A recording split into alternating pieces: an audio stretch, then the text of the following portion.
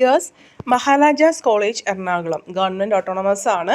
So നമ്മൾ ഇതിൻ്റെ അഡ്മിഷൻ്റെ കാര്യങ്ങളെയൊക്കെ പറ്റിയിട്ട് ഡീറ്റെയിൽ ആയിട്ട് പറഞ്ഞിട്ടുണ്ടായിരുന്നു. ഇപ്പോൾ ഞാനൊരു കമൻറ്റ് കണ്ടായിരുന്നു ഇതിൻ്റെ ആ ഒരു എലിജിബിലിറ്റി ലിസ്റ്റ് വന്നതിനെ പറ്റിയിട്ടൊരു വീഡിയോ ചെയ്യുമെന്നുള്ളത്. ഇപ്പോൾ മഹാരാജാസ് കോളേജ് അവരുടെ 2024 എലിജിബിലിറ്റി ലിസ്റ്റ് പബ്ലിഷ് ചെയ്തിട്ടുണ്ട്. അപ്പോൾ ഈ ഒരു എലിജിബിലിറ്റി ലിസ്റ്റ് എന്ന് പറയുന്നത് ഈ ലിസ്റ്റിൽ വന്നേക്കുന്ന എല്ലാവർക്കും അഡ്മിഷൻ കിട്ടും അല്ലെങ്കിൽ അങ്ങനെ ഒരു ഉറപ്പല്ല. ജസ്റ്റ് നമ്മൾ കൊടുത്ത അഡ്മിഷൻ അവിടെ സ്വീകരിച്ചു, നമ്മുടെ ഇൻഡെക്സ് മാർക്കൊക്കെ കാൽക്കുലേറ്റ് ചെയ്ത് ഒരു ലിസ്റ്റ് ഉണ്ടാക്കിയിരിക്കുന്നതാണ്. പ്രയോറിറ്റി അനുസരിച്ചിട്ട് ഒരു ലിസ്റ്റ് ഉണ്ടാക്കിയേക്കുന്നതാണ്. നമ്മുടെ ഇൻഡെക്സ് മാർക്കിൻ്റെയൊക്കെ അടിസ്ഥാനത്തിൽ 1, 2, 3 എന്നുള്ള ഒരു റാങ്കിൻ്റെ ബേസിൽ നിന്ന് തന്നെ വേണമെങ്കിൽ പറയാം. അങ്ങനെ ഒരു ലിസ്റ്റ് ഉണ്ടാക്കിയേക്കുന്നതാണ്.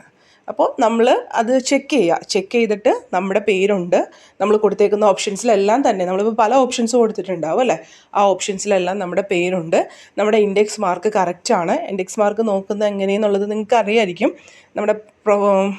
നമ്മുടെ പ്രോസ്പെക്ടസിലുണ്ട് ഓരോ ഇതിൻ്റെയും. ഞാൻ വേണമെങ്കിൽ എടുത്ത് കാണിച്ചു തരാം നിങ്ങൾക്ക്.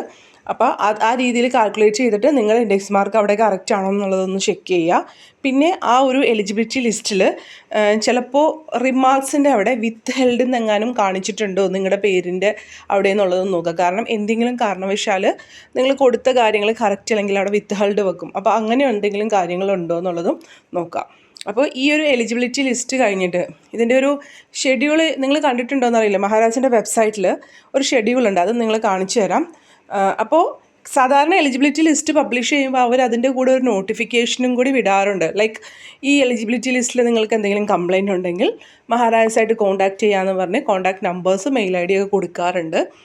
അപ്പോൾ ആ ഒരു നോട്ടിഫിക്കേഷൻ ഇതിലിപ്പോൾ വന്നിട്ടില്ല. മേ ബി നിങ്ങൾക്ക് പേഴ്സണൽ മെസ്സേജോ നിങ്ങൾ SMS ഒക്കെ ഇല്ലേ, ഫോണിലെ SMS അങ്ങനെ എന്തെങ്കിലും കാര്യങ്ങളൊക്കെ നോക്കണം കേട്ടോ. വെബ്സൈറ്റ് നിങ്ങൾ റെഗുലറായിട്ട് നോക്കണം. അതിൻ്റെ കൂടെ തന്നെ SMS അല്ലെങ്കിൽ ഫോൺ കോളോ മഹാരാജയിൽ നിന്ന് വന്നിട്ടുണ്ടോ എന്നുള്ള കാര്യം നിങ്ങൾ ശ്രദ്ധിക്കണം. ഈ അഡ്മിഷൻ കഴിയുന്നത് വരെയും ശ്രദ്ധിക്കണം. അതായത് അഡ്മിഷൻ ഇവർ ക്ലോസ് ചെയ്താലും ചിലപ്പോൾ കുട്ടികൾ പോകുന്നുണ്ടെങ്കിൽ പിന്നീട് നമ്മളെ ഫോൺ വഴി SMS അയക്കുകയോ അല്ലെങ്കിൽ കോൾ ചെയ്യുകയോ ഒക്കെ ചെയ്യാറുണ്ട് സാധാരണ കേസിൽ. പക്ഷേ അതിൻ്റെ അർത്ഥം നിങ്ങൾ വെബ്സൈറ്റ് നോക്കണ്ട എന്നുള്ളതല്ല, രണ്ടും നിങ്ങൾ ശ്രദ്ധിക്കണം എന്നുള്ളതാണ് കേട്ടോ. അപ്പോൾ നമ്മളിപ്പോൾ തൽക്കാലത്തേക്ക് ആദ്യത്തെ ഒരു എലിജിബിലിറ്റി ലിസ്റ്റ് എടുത്ത് നോക്കാം. ഇതിൽ ആദ്യത്തെ കിടക്കുന്നത് ഇൻ്റഗ്രേറ്റഡ് PG ഇൻ ആർക്കിയോളജി, നമ്മുടെ 5 ഇയർ ഇൻ്റഗ്രേറ്റഡ് കോഴ്സാണ്. അതിൽ നമ്മൾ ക്ലിക്ക് ചെയ്യുമ്പോൾ ആ ഒരു ഇത് നിങ്ങൾക്ക് വ്യൂ ആവും. ഓക്കെ, അപ്പോൾ അതിൽ കണ്ടോ, ഇതിലിപ്പോൾ ആപ്ലിക്കേഷൻ നമ്പറുണ്ട്, നിങ്ങളുടെ പേരുണ്ട്, ഏത് കാറ്റഗറിയാണെന്നുള്ളതുണ്ട്, എത്രാമത്തെ ഓപ്ഷൻ ആയിരുന്നു എന്നുള്ളതുണ്ട്, ഇൻഡെക്സ് മാർക്ക് കൊടുത്തിട്ടുണ്ട്. അപ്പോൾ നിങ്ങൾ ഇതെല്ലാം നോക്കണം. നിങ്ങളുടെ പേര്, പിന്നെ നിങ്ങളുടെ കാറ്റഗറി വന്നിട്ടുണ്ടോ, ഇപ്പോൾ നിങ്ങൾ റിസർവേഷനൊന്നും ഇല്ലാത്ത ഇതിലാണോ കിടക്കുന്നത് അല്ലെങ്കിൽ ജനറലായിട്ടാണോ കിടക്കുന്നത് എന്നുള്ള കാര്യങ്ങളൊക്കെ നോക്കണം. പിന്നെ ഇൻഡെക്സ് മാർക്കും നിങ്ങൾ കറക്റ്റായിട്ട് നോക്കണം. അപ്പോൾ ഇതുപോലെ ഇപ്പോൾ ജനറൽ സ്റ്റേറ്റ് മെറിറ്റിലാണ് ഈ ഒരു ലിസ്റ്റ് വന്നേക്കുന്നത്. പിന്നെ SC STയുടെ ലിസ്റ്റും സാധാരണ വരാറുണ്ട്. ഇതൊരുമിച്ചാണെന്ന് തോന്നുന്നു അല്ലേ. ഓക്കെ, ഇതൊരുമിച്ചാണ് വന്നേക്കുന്നത്. അപ്പോൾ ഇതിൻ്റെ അർത്ഥം ഈ ഒരു ഓർഡറിലായിരിക്കും എന്നും വരുന്നില്ല. കാരണം ഇതിപ്പോൾ സ്റ്റേറ്റ് മെറിറ്റുണ്ട്, OBC NCL ഉണ്ട്, SC ST ഉണ്ട്. അപ്പോൾ റിസർവേഷൻ അനുസരിച്ചിട്ടും നമ്മുടെ ഇൻഡെക്സ് മാർക്ക് അനുസരിച്ചിട്ടൊക്കെയാണ് നമുക്ക് അഡ്മിഷൻ കിട്ടുന്നത്. അപ്പോൾ നിങ്ങളിത് ചെക്ക് ചെയ്യുക. പിന്നെ കൂടുതൽ ഇൻസ്ട്രക്ഷൻ വെബ്സൈറ്റിൽ വരുന്നുണ്ടോ എന്ന് നോക്കുക. ഇനി നിങ്ങളോടൊരു കാര്യം കൂടി പറയാനുണ്ട്. ഓക്കെ, അപ്പോൾ നിങ്ങൾ കൊടുത്തേക്കുന്ന ഓപ്ഷൻസിലെല്ലാം തന്നെ നിങ്ങളുടെ മാർക്കും അത് റിലേറ്റഡ് ആയിട്ടുള്ള കാര്യങ്ങളെല്ലാം തന്നെ കറക്റ്റാണോ എന്നുള്ളത് നോക്കാം. ഓക്കെ, ഇതിപ്പോൾ നമ്മൾ മഹാരാജാസിൻ്റെ വേറൊരു വെബ്സൈറ്റ് ഉണ്ട്. മീൻസ് ഈ വെബ്സൈറ്റ് രണ്ട് വെബ്സൈറ്റും ഉണ്ട്, 2-3 വെബ്സൈറ്റും ഉണ്ട്. ഈ വെബ്സൈറ്റിൽ maharajas.kerala.gov.in എന്നുള്ള വെബ്സൈറ്റിൽ ഇവിടെ ഇമ്പോർട്ടൻറ്റ് ഡേറ്റ്സ് എന്ന് പറഞ്ഞ് കിടക്കുന്നുണ്ടോ, നിങ്ങൾ അതിൽ ക്ലിക്ക് ചെയ്തിട്ടുണ്ടെങ്കിൽ നമുക്ക് ഇതുപോലെ ഒരു ഷെഡ്യൂൾ കാണാൻ പറ്റും. ഓക്കെ, ഇതിൽ UGയുടെയും PGയുടെയും ഷെഡ്യൂൾ കാണിച്ചിട്ടുണ്ട്. ഇതിലിപ്പോൾ നമുക്ക് 12 തുടങ്ങിയുള്ളത് നോക്കാം. Date of publication of draft index and related data, അത് 12th പബ്ലിഷ് ചെയ്യും എന്നുള്ളതാണ് പറഞ്ഞേക്കുന്നത്. അപ്പോൾ നമുക്ക് അതായിരിക്കും ഇപ്പോൾ പബ്ലിഷ് ചെയ്ത് വന്നേക്കുന്നത്. ഓക്കെ, ഇനി അതുപോലെ തന്നെ തൊട്ട് താഴെ 14-ാം തീയതി date of correction if any എന്ന് പറഞ്ഞിട്ടുണ്ട്. അതായത് സാധാരണ ഇങ്ങനെ ഒരു ഇൻഡെക്സ് വന്നിട്ടുണ്ടെങ്കിൽ അതിൻ്റെ കൂടെ ഒരു നോട്ടിഫിക്കേഷൻ ഉണ്ടാവും. നിങ്ങൾക്ക് എന്തെങ്കിലും കറക്ഷൻസ് ഉണ്ടെങ്കിൽ ഈ ഒരു ഡേറ്റ് വരെ മഹാരാജാസായിട്ട് കോൺടാക്റ്റ് ചെയ്യുക. അതിന് നമ്പേഴ്സും ഒക്കെ തരാറുണ്ട്. ഇവിടെ അപ്പോൾ അങ്ങനെ ഒരു നമ്പറൊന്നും വച്ചിട്ടില്ല. അപ്പോൾ നിങ്ങൾ എന്തായാലും ഇൻഡെക്സ് മാർക്കിൽ എന്തെങ്കിലും നിങ്ങൾക്ക് കുഴപ്പമുണ്ടെങ്കിൽ ഇവിടെ കോൺടാക്റ്റ് നമ്പേഴ്സോ മെയിൽ IDയോ നിങ്ങൾക്ക് വെബ്സൈറ്റിൽ നോക്കിയിട്ടുണ്ടെങ്കിൽ കിട്ടും. ഇവിടെ കോൺടാക്റ്റ് എന്ന് പറഞ്ഞ് നമ്പർ കൊടുത്തിട്ടുണ്ട് ഇതിൻ്റെ അറ്റത്ത് തന്നെ. വിളിച്ച് നോക്കുക അതിൽ കിട്ടുമെന്നുള്ളത്. എന്നിട്ട് നിങ്ങൾക്കത് കറക്റ്റ് ചെയ്ത് ശരിയാക്കണം കേട്ടോ. അപ്പോൾ അതിന് 14-ാം തീയതി വരെ എന്നാണ് ഈ ഒരു ഡേറ്റിൽ പറഞ്ഞേക്കുന്നത്. നോട്ടിഫിക്കേഷൻ വേറെ എന്തെങ്കിലും വരുന്നുണ്ടോ എന്നുള്ളത് നോക്കാം. പിന്നെ നമുക്ക് റാങ്ക് ലിസ്റ്റ് സ്പോർട്സ് കോട്ടയുടെയും ആർട്സ് കോട്ടയുടെയും ഡിസേബിൾ ആയിട്ടുള്ള കുട്ടികളുടെയൊക്കെ 15-ാം തീയതിയാണ് റാങ്ക് ലിസ്റ്റ് വരും എന്ന് പറയുന്നത്.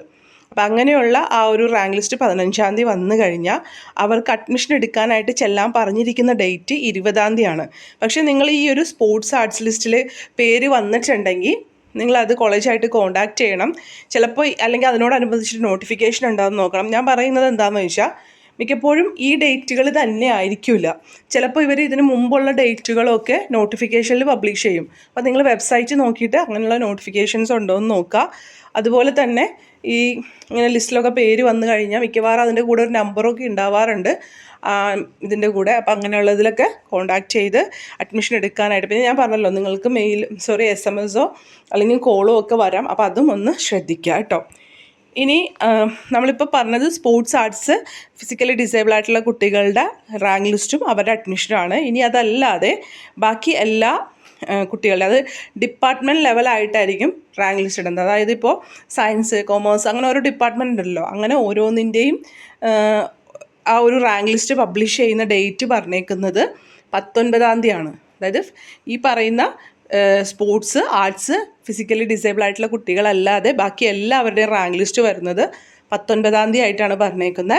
19-ാം തീയതി നമുക്ക് റാങ്ക് ലിസ്റ്റ് വന്നാൽ 26-ാം തീയതി വരെ നമുക്ക് അഡ്മിഷൻ എടുക്കാം. അല്ലെങ്കിൽ 26-ാം തീയതി എന്നാണ് ഇവിടെ കൊടുത്തേക്കുന്നത്. സാധാരണ ആ ഒരു ഡേറ്റ് തുടങ്ങി 26-ാം തീയതി വരെ എന്നൊക്കെയാണ് പറയാറ്. അപ്പോൾ ഇവിടെ ഒരു ഡേറ്റ് ആയിട്ട് 26 എന്നാണ് കൊടുത്തേക്കുന്നത്. ഓക്കെ. പിന്നെ ക്ലാസ്സുകൾ 1/7/2024 തുടങ്ങുമെന്നാണ് ഇവരുടെ ഈ ഒരു നോട്ടിഫിക്കേഷൻ പറഞ്ഞേക്കുന്നത്. അപ്പോൾ നമുക്ക് പ്രോസ്പെക്ടസും കൂടി ഒന്ന് നോക്കാം. ഓക്കെ.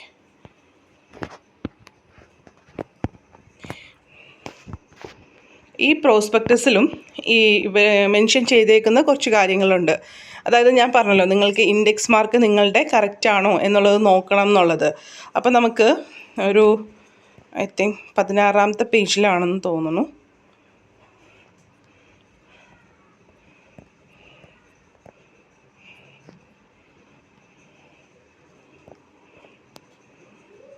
കണ്ടോ ഇവിടെ ഈ ഒരു ഇൻഡെക്സ് മാർക്കിൻ്റെ കാര്യം പറഞ്ഞിട്ടുണ്ട്. അപ്പോൾ ഇൻഡെക്സ് മാർക്ക് ബോണസ് മാർക്കിൻ്റെ കാര്യം പറഞ്ഞിട്ടുണ്ട്. അപ്പോൾ നിങ്ങൾ ബോണസ് മാർക്ക് ഉള്ളവരാണെങ്കിൽ ഇൻഡെക്സ് മാർക്കിൻ്റെ കൂടെ ആ ഒരു ബോണസ് മാർക്ക് കാൽക്കുലേറ്റ് ചെയ്തിട്ടുണ്ടോ എന്ന് നോക്കണം.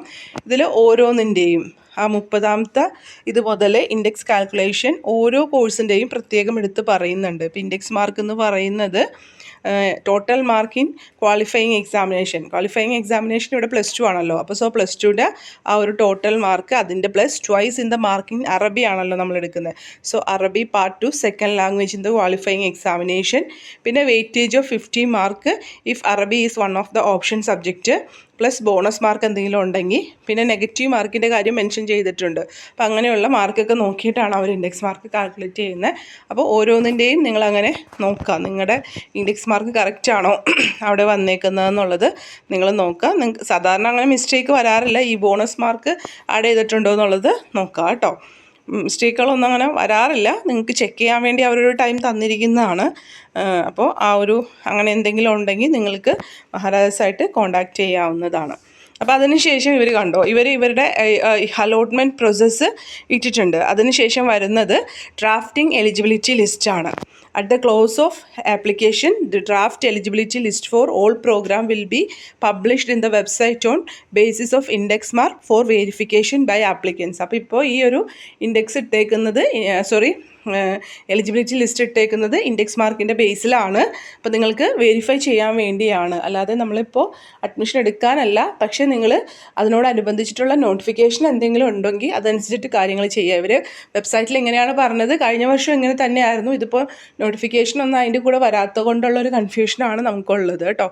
After the publication of draft eligibility list applicants will be permitted to modify if needed certain portion of the online application through their profile with the prescribed time period. അപ്പോൾ നിങ്ങൾക്ക് draft list വന്നാൽ മറ്റൊരു കാര്യം കൂടി പറയാനുണ്ട്. നമ്മളിപ്പോൾ MG യൂണിവേഴ്സിറ്റിയിൽ editing option തന്നിട്ടില്ല നമുക്ക് തെറ്റുകൾ തിരുത്താനായിട്ട്. അങ്ങനൊരു കാര്യം കൂടി എല്ലാ വർഷവും വരാറുണ്ട്. ഇപ്പോൾ നിങ്ങൾ പ്രൊഫൈൽ ലോഗിൻ ചെയ്ത് നോക്കുക, അങ്ങനെ മിസ്റ്റേക്കുകൾ എന്തെങ്കിലും തിരുത്തണമെന്നുള്ളവർക്ക് തിരുത്താൻ പറ്റുന്നുണ്ടോ എന്നുള്ളത്. കാരണം ഞാൻ പിന്നെ പറഞ്ഞു, ഞാൻ എവിടെയും ഇതിൻ്റെ നോട്ടിഫിക്കേഷൻ കണ്ടില്ല വെബ്സൈറ്റ് നോക്കിയിട്ട്. ജസ്റ്റ് എലിജിബിലിറ്റി ലിസ്റ്റ് മാത്രമേ വന്നിട്ടുള്ളൂ. മേ ബി ചിലപ്പോൾ നാളെ എന്തെങ്കിലും നോട്ടിഫിക്കേഷൻ അതിനോടനുബന്ധിച്ച് ഉണ്ടായേക്കാം കേട്ടോ. അപ്പോൾ ഞാൻ ഒന്നുകൂടി പറയുവാണ്, ഇവരുടെ ആ ഒരു പ്രോസ്പെക്ടസ് അനുസരിച്ച് പ്രീവിയസ് ഇയറും അങ്ങനെയായിരുന്നു. എലിജിബിലിറ്റി ലിസ്റ്റിനോടൊപ്പം തന്നെ നോട്ടിഫിക്കേഷനിൽ നിങ്ങൾക്ക് തെറ്റുകൾ ഉണ്ടെങ്കിൽ തിരുത്താം എന്നൊരു കാര്യം കൂടി പറഞ്ഞിട്ടുണ്ടായിരുന്നു. അപ്പോൾ ഇവിടെ പ്രോസ്പെക്ടസും പറയുന്നത് അത് തന്നെയാണ്. എലിജിബിലിറ്റി ലിസ്റ്റ് പബ്ലിഷ് ചെയ്തിട്ടുണ്ടെങ്കിൽ നിങ്ങൾക്ക് മോഡിഫൈ ചെയ്യാനായിട്ടൊക്കെ സാധിക്കും എന്നാണ് ഇവിടെ പറഞ്ഞിരിക്കുന്നത്. ഇനി നമുക്ക് റാങ്ക് ലിസ്റ്റാണ്. റാങ്ക് ലിസ്റ്റിൻ്റെ ഡേറ്റ് ആ ഒരു ഡേറ്റാണ് പറഞ്ഞേക്കുന്നത്. ഞാൻ നേരത്തെ പറഞ്ഞില്ലേ, ആ ഡേറ്റാണ്. അപ്പോൾ എലിജിബിലിറ്റി ലിസ്റ്റ് കഴിഞ്ഞിട്ട് നമുക്ക് റാങ്ക് ലിസ്റ്റാണ് വരുന്നത്. ഫൈനൽ റാങ്ക് ലിസ്റ്റ് പബ്ലിഷ് ചെയ്തിട്ടാണ് അതിൽ ഫസ്റ്റ് അലോട്ട്മെൻറ്റ് വരുന്നത്. അങ്ങനെ ഫസ്റ്റ് അലോട്ട്മെൻറ്റ് ലിസ്റ്റ് പബ്ലിഷ് ചെയ്തും വെബ്സൈറ്റിൽ തന്നെ പബ്ലിഷ് ചെയ്തിട്ടുണ്ടാവും.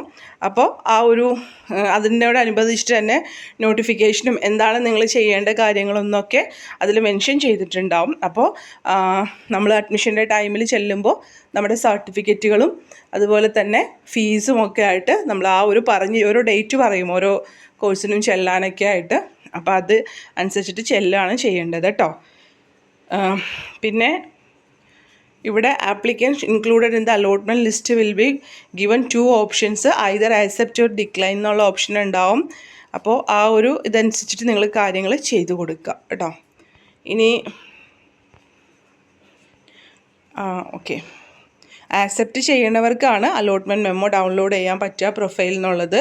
അപ്പോൾ അത് അലോട്ട്മെൻറ്റ് മെമ്മോ നിങ്ങൾ അഡ്മിഷൻ്റെ സമയത്ത് റിപ്പോർട്ട് ചെയ്യുമ്പോൾ ഹാജരാക്കേണ്ട ഒരു കാര്യമാണ് കേട്ടോ അലോട്ട്മെൻറ്റ് മെമ്മോ. സർട്ടിഫിക്കറ്റ് വെരിഫിക്കേഷനൊക്കെ ശേഷമാണ് നമ്മുടെ ആ ഒരു അഡ്മിഷൻ ഉറപ്പാവുള്ളൂ. പിന്നെ ഈ പറയുന്ന പോലെ എല്ലാ കാര്യങ്ങളും വെബ്സൈറ്റിൽ ഉണ്ടാവും. അപ്പോൾ അതനുസരിച്ചിട്ട് കാര്യങ്ങൾ ചെയ്യുക കേട്ടോ. വീഡിയോ ഇഷ്ടമെങ്കിൽ ലൈക്ക് ചെയ്യണേ. Take care. Thank you.